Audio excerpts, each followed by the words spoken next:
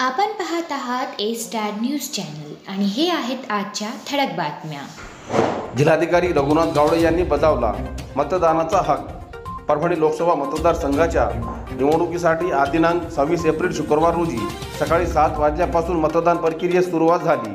जिल्हाधिकारी तथा जिल्हा निवडणूक निर्णय अधिकारी रघुनाथ गावडे यांनी परभणी येथील मराठवाडा हायस्कूल येथील दिव्यांग मतदान केंद्रावर आपल्या मतदानाचा हक्क बजावला।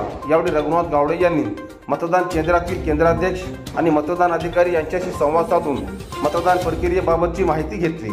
तसेच मतदानासाठी आलेल्या मतदारांशी देखील त्यांनी संवाद साधत मतदान करण्याचे आवाहन केले। यावेळी मतदारसंघातील विविध मतदान केंद्रावर युवा मतदारसह ज्येष्ठ मतदार आणि महिला मतदार देखील उत्साहाने आपला मतदानाचा हक्क बजावला। जिल्हाधिकारी रघुनाथ गावडे यांच्या आश्वासनानंतर बलसा गावातील नागरिकांनी बजावला मतदानाचा हक्क।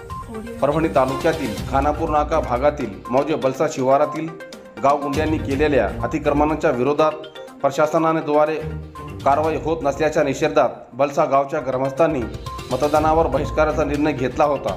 परंतु जिल्हाधिकारी रघुनाथ गावडे यांनी आज दिनांक 26 एप्रिल शुक्रवार रोजी बलसा गावच्या ग्रामस्थांबरोबर चर्चा करून तो प्रश्न लवकरात लवकर निकाली काढू असे आश्वासन दिले। त्यामुळे ग्रामस्थांनी मतदानाचा हक्क बजावला। मौजे बलसा गावच्या ग्रामस्थांनी गेल्या 8-15 दिवसापूर्वीच जिल्हा प्रशासनास मतदानाच्या प्रक्रियेवर बहिष्कार संदर्भात निवेदन सादर केले होते। त्याप्रमाणे बलसा गावच्या गावकऱ्यांनी आज शुक्रवारी मतदान केंद्रावर पायसुद्धा ठेवला नाही।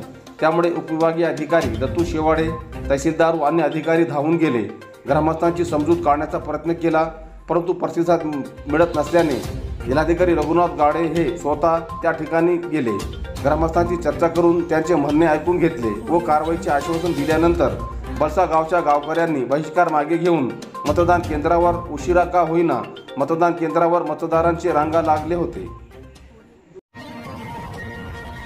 परभणी लोकसभा निवडणुकीत 53% मतदान। महाराष्ट्र राज्यातील लोकसभा निवडणुकीच्या दुसऱ्या टप्प्यातील मतदान आज दिनांक 26 एप्रिल शुक्रवार रोजी सकाळी 7 वाजल्यापासून शांत वातावरणात सुरू झाले। दुसऱ्या टप्प्यातील परभणी लोकसभेच्या निवडणुकीत संध्याकाळी 7 वाजेपर्यंत एकूण 53.80% मतदान झाले। परभणी जिल्ह्यात बऱ्याच केंद्रावर उशिरापर्यंत सुरू मतदान असल्याने मतदानाची एकूण पूर्ण टक्केवारी रात्री उशिरा मिळण्याची शक्यता आहे। विधानसभा निहाय झालेल्या मतदानाची टक्केवारी पुढील प्रमाणे आहे। परभणी 55.12%, जिंतूर 51%, पाथरी 56.84%, गंगाखेड 53.50%, परतूर 51%, घनसावंगी 53.50% एवढा मतदान झाले। एकूण पूर्ण टक्केवारी रात्री उशिरा मिळण्याची शक्यता असल्याने मतदान टक्केवारीत वाढ होण्याची शक्यता आहे। परंतु जिल्ह्यातील जवळपास सर्वच ठिकाणी पोलचिठ्ठी वाटण्यात आल्या नसल्याने थोड्या प्रमाणात का होईना मतदान टक्केवारी कमी होण्यास नाकारता येणार नाही। परभणी लोकसभा निवडणुकीत 34 उमेदवारांपैकी खरी लढत महाविकास आघाडीचे उमेदवार खासदार संजय जाधव आणि महायुतीचे उमेदवार महादेव जानकर यांच्यात झाली। दोघे उमेदवारांच्या नेते मंडळी, पक्षाचे पदाधिकारी व कार्यकर्त्यांनी तपत्या उन्हात जीवाचे रान करून मतदारांकडून मतदान करून घेतले। मात्र परभणी जिल्ह्यात बऱ्याच ठिकाणी दोन्ही उमेदवारांच्या बऱ्याच कार्यकर्ता फुटल्याची चर्चा ऐकावयास मिळाली, परंतु खरे चित्र 4 जून रोजी निकाल नंतर कळेल एवढे मात्र खरे।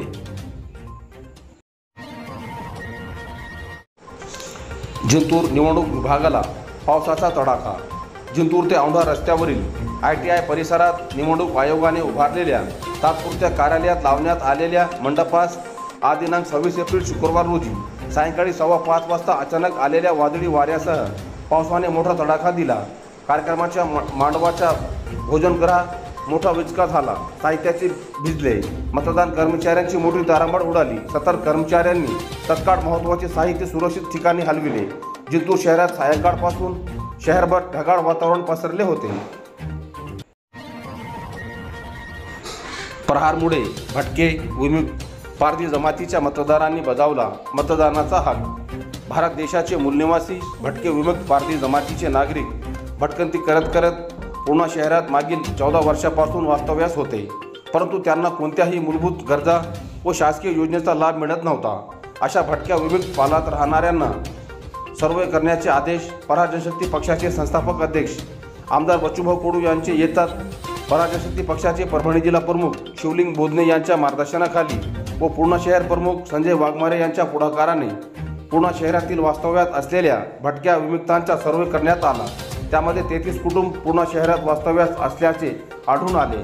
त्यापैकी 8 कुटुंबाकडे कोणत्याही प्रकारचे शासकीय दस्तावेज कागदपत्रे उपलब्ध नसल्याचे समोर आले।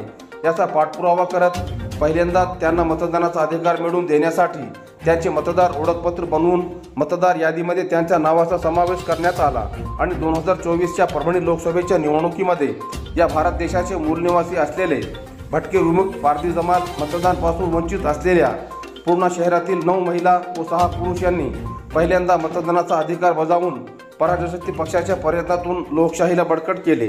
यावेळी मतदाराच्या रांगेमध्ये उभे असलेले पारधी जातीचे लोक पाहून पोलीस प्रशासनासह पूर्णा शहरातील राजकीय पुढारी अवाक होऊन त्यांच्याकडे पाहत होते। पारधी समाजातील पहिल्यांदा मतदान करणाऱ्या 9 मतदारापैकी अनेक मतदार 65 वर्षावरील आहेत।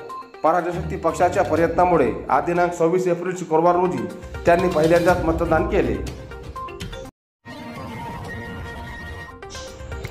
सेलू शहरात जोरदार पावसाची हजेरी। सेलू शहरात आज दिनांक 26 एप्रिल शुक्रवार रोजी महाराष्ट्र राज्यातील दुसऱ्या टप्प्यातील मतदान परभणी लोकसभेचा असल्याने मतदान करणाऱ्या मतदारांना सकाळपासून उकाडा जाणवत होता।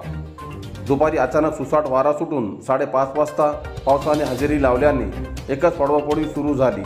सेलू शहरात अचानक आलेल्या पावसामुळे मतदारात पडवापडवी होताना पाहावयास मिळाले। सेलू शहरासह तालुक्यातील विविध ठिकाणी पावसाच्या हजेरीने नागरिक हैराण झाले होते।